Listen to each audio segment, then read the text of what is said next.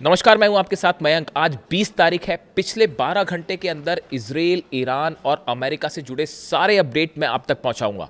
देखिए, इस वक्त की सबसे अहम खबर, ईरान और अमेरिका के बीच जिनेवा में जो बातचीत होने वाली थी वो टल चुकी है। और नतीजा ये है, हालात ये हैं कि इजराइल और ईरान एक बार फिर आमने सामने हैं और किसी भी वक्त इजराइल पर एक बड़ी स्ट्राइक कर सकता है ईरान। इस तरह की खबरें सामने आ रही हैं। देखिए, नेतन्याहू ने ये साफ कर दिया है कि लेबनान से इजरायली सेना वापस नहीं आएगी। Netanyahu says Israeli army will stay in Lebanon as long as necessary. देखिए, ये डील की, इस एमओयू की जो पहली शर्त थी वो यही थी कि लेबनान पर हमले रुकेंगे, लेकिन हमले नहीं रुके। इस शर्त का हिस्सा यह था कि लेबनान से इजराइल की सेना वापस आएगी। नेतन्याहू इसके लिए भी तैयार नहीं है। और हालात ये हैं कि लेबनान के 6 शहरों पर, 6 अलग अलग शहरों पर इजराइल की तरफ से भारी बमबारी की गई है। हेलीकॉप्टर्स ने बम बरसाए हैं। वहां पर ग्राउंड ऑपरेशन चल रहा है। इजराइल की सेना जबरदस्त गोलीबारी कर रही है। ये लेबनान से जो खबरें आ रही है, वहां पर करीब 20 ठिकानों पर आमने सामने लड़ाई हुई है हिजबुल्लाह और इजराइल की। इसमें इजराइल को भी बड़े नुकसान की खबरें आ रही हैं। देखिए, कल जिस तरह से हमले हुए और 18 से ज्यादा लोगों की मौत हो गई चंद घंटों के अंदर, उसके बाद हिजबुल्लाह की तरफ से भी बड़ा पलटवार किया गया है। और जो खबरें सामने हैं उसके मुताबिक 5 से ज्यादा जो आर्मी की गाड़ियां होती हैं इजराइल की, वो तबाह की गई है। कई टैंक्स, जो मरकावा टैंक्स हैं, उनको तबाह कर दिया गया है। कई इजरायली सैनिक घायल हुए हैं और मौत की भी खबरें आ रही हैं। यानी हिजबुल्लाह की तरफ से भी अब जबरदस्त पलटवार किया गया है। देखिए, ये जब एमओयू साइन हुआ उसके बाद तमाम कोशिश हुई कि किसी तरह से नेतन्याहू को रोका जाए, लेकिन नेतन्याहू नहीं माने। यही वजह थी कि ईरान ने जिनेवा जाने से मना कर दिया। और ईरान के सुप्रीम लीडर समेत तमाम सेना के बड़े अधिकारियों की तरफ से ये बात सामने आ चुकी है कि अगर नेतन्याहू नहीं रुके तो फिर इसका नतीजा ये होगा कि ना सिर्फ ये एमओयू खत्म हो जाएगा, डील खत्म हो जाएगी, बल्कि एक बार फिर जंग शुरू हो जाएगी।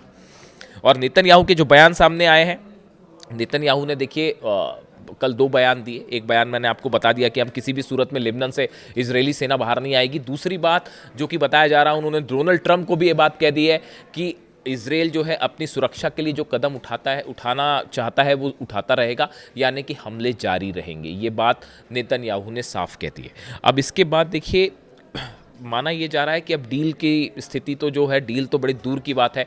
एमओयू की जब पहले दौर की ही बातचीत शुरू नहीं हो पाई तो पूरा क्वेश्चन मार्क लग गया है हर चीज़ पर। हॉर्मूज से जो अमेरिका के जहाज़ थोड़ा पीछे हटे थे, उन्हें रोक दिया गया है वहीं पे। यानी हॉर्मूज अभी फ़िलहाल धीरे धीरे खुलना शुरू हुआ था, लेकिन 24 घंटे के अंदर ही वहाँ पर जो है हालात फिर से एक दूसरे के आमने सामने वाले हो गए। इसी बीच डोनाल्ड ट्रंप का एक बयान आया। देखिए, इस तरह की खबरें चल रही थी कि जेडी वेंस जो है वो नेतन्याहू से नाराज़ है और उन्होंने काफ़ी कुछ कह दिया है कि हम आपको हथियार नहीं देंगे वगैरह वगैरह, इस तरह की बातें। लेकिन डोनाल्ड ट्रंप का बयान आया है। डोनाल्ड ट्रंप ने इस बात को फिर कहा है कि इजराइल हमारा साथी है, नेतन्याहू मेरे दोस्त है और हम इजराइल को हथियार देते रहेंगे। देखिए, ये बात तो है ही। हम हमेशा से आपसे कह रहे थे, मैं बार बार ये बात कह रहा हूँ। इस तरह की जो खबरें आ रही हैं कि ट्रंप और नेतन्याहू में कोई तनाव है, अमेरिका और इजराइल में कोई तनाव है, ऐसा कुछ नहीं है। जो कुछ भी हो रहा है, बड़े सारे एक्सपर्ट से मान के चलते हैं कि जो कुछ भी हो रहा है ये एक बड़ी रणनीति का हिस्सा है और एक बार फिर ईरान के साथ धोखा हो सकता है। इस बात के लिए आरजीसी तैयार है। देखिए, कल बीती रात, मुहर्रम का वक्त चल रहा है, बीती रात ईरान की सड़कों पर लाखों लोग जमा थे। चाहे तेहरान हो, चाहे तमाम अलग अलग शहर, और सब जगह से एक आवाज़ उठ रही है, लब्बैक या हुसैन। और पूरा ईरान एकजुट है। और किसी तरह की, देखिए, एमओयू के पक्ष में तो वहाँ की जनता बाय एंड लार्ज थी ही नहीं। ये एक ऐसा फैसला था जो ये सोच के लिया गया कि दुनिया में एक शांति स्थापित हो, एक बार फिर कोशिश की जाए, ईरान के लोगों को रोज़गार मिले, हालात बेहतर हों, शांति के लिए एक कदम ईरान ने अपनी तरफ से उठाया था। लेकिन एक बार फिर धोखा मिला, जिसको लेकर जो है बार बार यही बात कही जा रही थी। अब इन हालात में ना सिर्फ ईरान की आवाम बल्कि वहाँ की लीडरशिप एक बार फिर बेहद गुस्से में, और बताया जा रहा है कि मुस्तफा खामेनी एक बार फिर कोई बड़ा फैसला कर सकते हैं इस एमओयू को लेकर। और इस बार अगर एमओयू टूटता है या डील के मामले में मामला आगे नहीं बढ़ता है तो ये फिर से जंग की तरफ ले जाएगा। लेकिन इस बीच देखिए, मैं आज छोटा सा जिक्र करना चाह रहा हूँ एक ऐसे मुद्दे का जो बेहद गंभीर है, और बताया जा रहा है कि एक बड़ा कोवर्ट ऑपरेशन शुरू कर दिया है बेंजामिन नेतन्याहू ने, मोसाद ने, इजराइल ने। ऐसा ऐसा कई एक्सपर्ट्स बता रहे हैं। ऑपरेशन ऑक्टोपस नाम दिया गया है इसको। देखिए, ये दूसरे दिन, 2 दिन पहले एक खबर आई, एक हमला होता है ईरान में।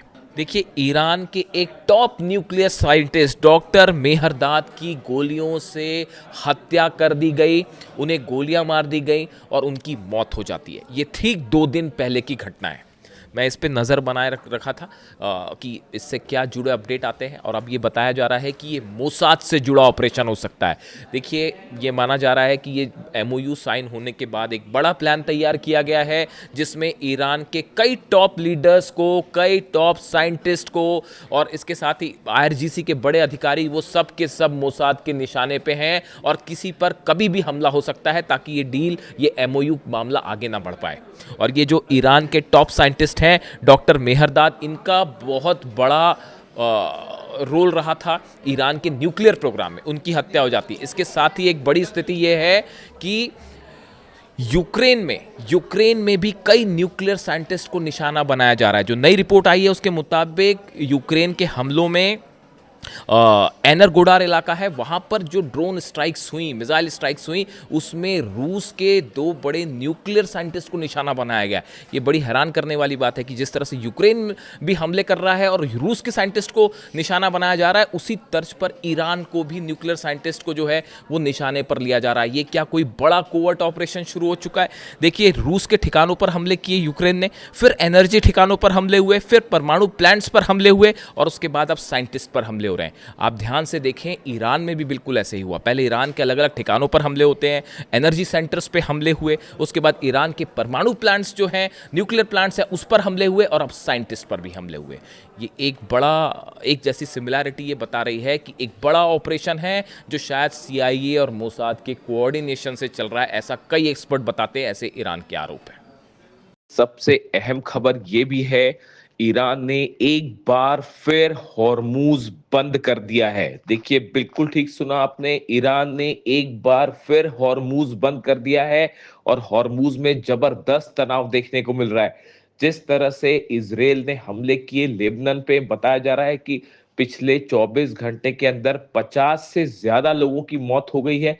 पूरे लेबनान में, खास तौर पर दक्षिणी लेबनान में जो हमले हो रहे हैं, ग्राउंड ऑपरेशन हो रहा है, इस बात से नाराज ईरान ने पहले तो जिनीवा में बातचीत के लिए जाने से मना कर दिया, लेकिन उसके बाद एक ऐसा कदम उठाया ईरान ने जिससे डोनाल्ड ट्रंप और अमेरिका भी हैरान है। ईरान ने एक बार फिर हॉर्मूज को ब्लॉकेड करना शुरू कर दिया है, बंद कर दिया है हॉर्मूज को। देखिए, हॉर्मूज से कल ही अमेरिका के जो जहाज थे वो पीछे हटने शुरू हुए थे, और बताया जा रहा है कि ईरान के कई ऑयल टैंकर्स कल हॉर्मूज को पार करके अपनी मंजिल की तरफ आगे पहुंचे।